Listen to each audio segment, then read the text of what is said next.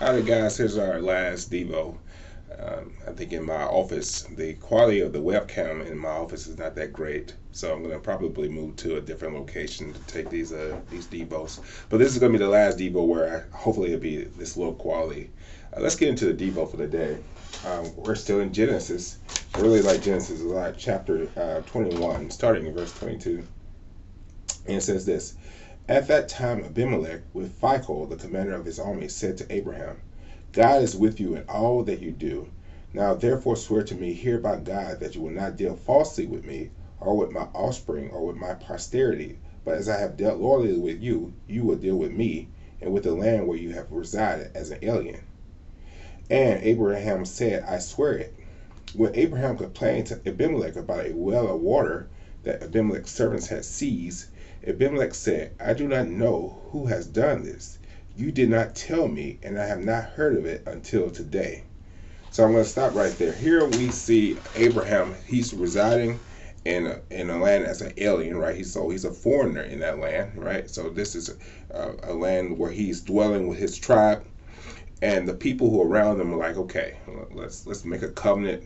Just make sure that we're kind of we're doing we're being good neighbors to each other, essentially, right? We're not, so if I don't do anything bad to you, you won't do anything bad to me. We're going to make sure that we live together in harmony as best we can, right? And there was a time later on where Abraham found out that somebody had stole, right? Somebody had stole his well, right? That they had been seized by some of Abimelech's servants. Abimelech's servants had seized his well that he had dug himself, and Abraham was upset about it, right?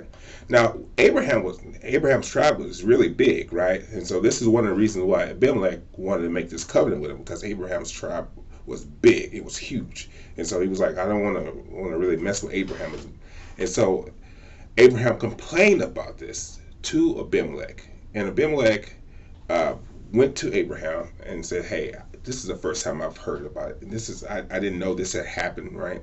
I didn't know that this had occurred. I'm sorry about that." It's essentially what Abimelech said. I didn't know about it. This is the first I've heard about it.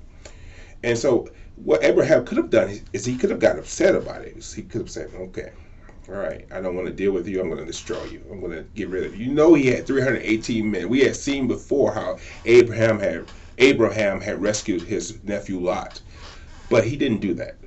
Um, he went and he talked with Abimelech, and they decided to create a new covenant right in front of Abimelech. He went and he made this well, and then he created a new well and said, "Okay, this is just to remind you that we did this."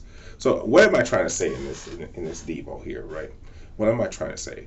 There's many times when we can have misunderstandings with one another, right? We can misunderstand each other in different ways, right? So maybe somebody you don't like, they're not a friend necessarily, somebody you just have to deal with, kind of like a business relationship, kind of like how Abraham had to deal with Abimelech.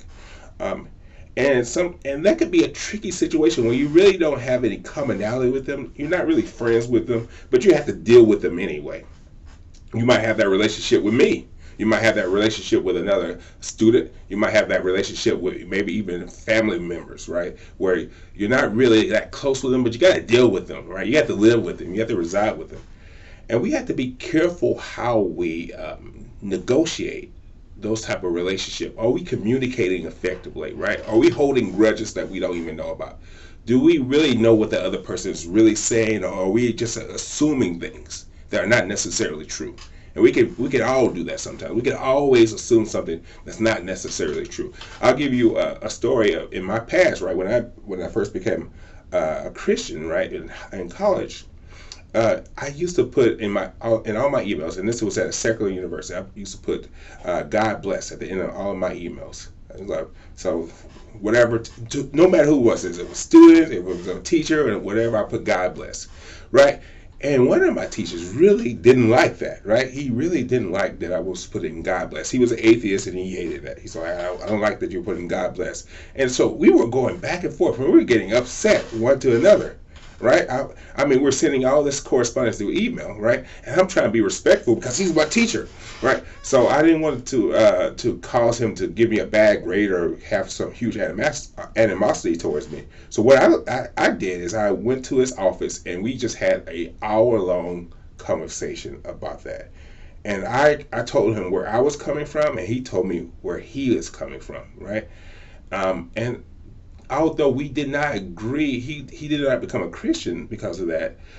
I think he respected where I was coming from, and I told him, I said, from now on, I'm not going to put God bless in any emails to you. I know that you don't like that, but I'm not going to stop writing God bless in my emails if people are not getting or not saying anything.